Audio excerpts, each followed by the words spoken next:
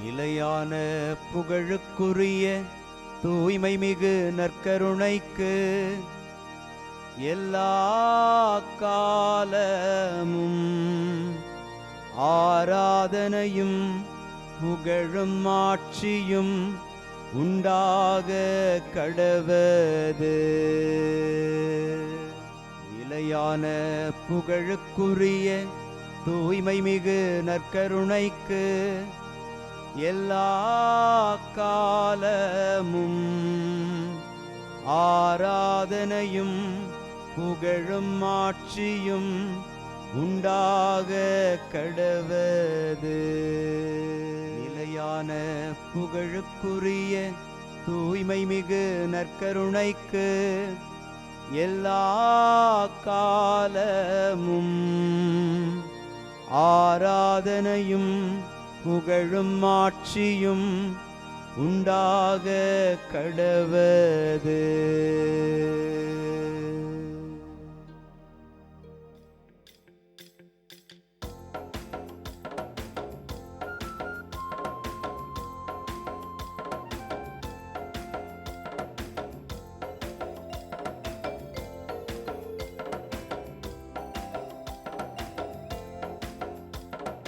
அரியணையில் வீற்றிருப்பவரே, உமக்கே ஆராதனை. ஆட்டுக்குட்டியானவரே, உமக்கே ஆராதனை. அரியணையில் வீற்றிருப்பவரே, உமக்கே ஆராதனை. ஆட்டுக்குட்டியானவரே, உமக்கே ஆராதனை. ஆண்டவருக்குள் பிரியமான சகோதர சகோதரிகளே, இன்று மார்ச் மாதம் 8ஆம் தேதி சனிக்கிழமை. ஆண்டவருடைய இரக்கம் எல்லா மக்களுக்கும் கடந்து செல்கிறது.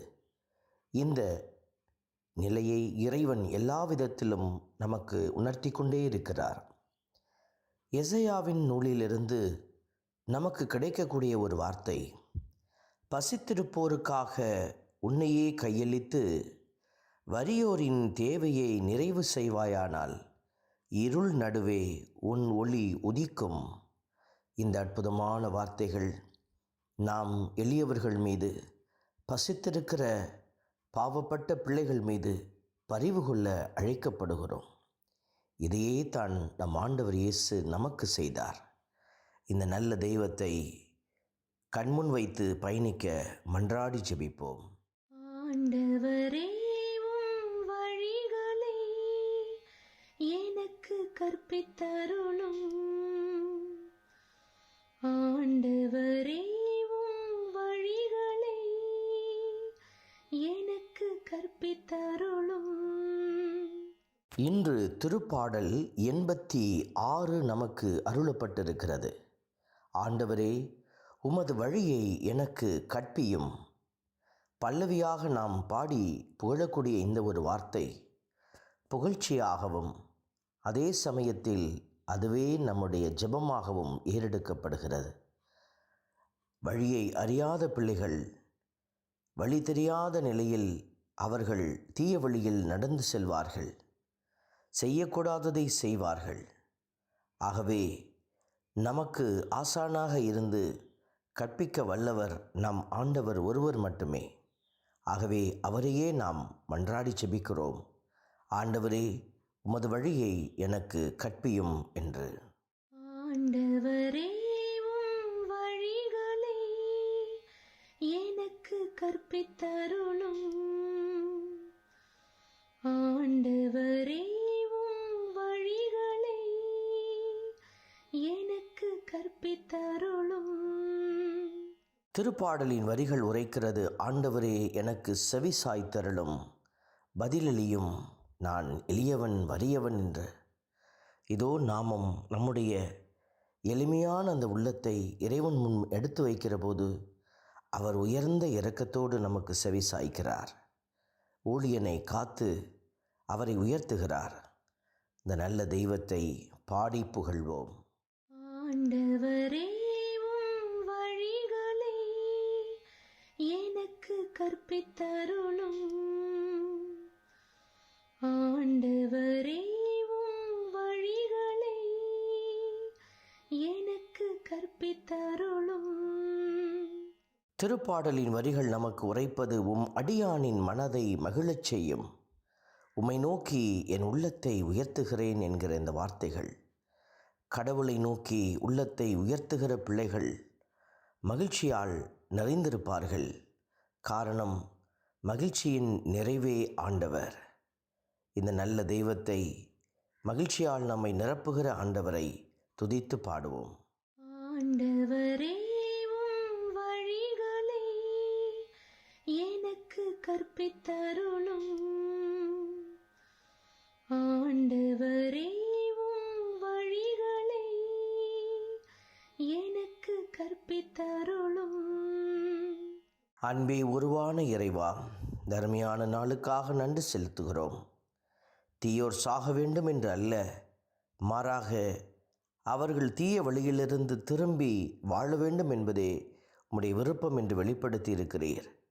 நாங்களும் உமது பாதையில் திரும்பி வர எங்களுக்கு கட்டளையிடும். பலந்தந்து ஆசீர்வதியும். ஆமென். எல்லாம் வல்ல இறைவன், தந்தை, மகன், தூய ஆவியார் உங்களையும் உங்கள் குடும்பத்தையும் நிறைவாய் ஆசீர்வதிப்பாராக. ஆமென்.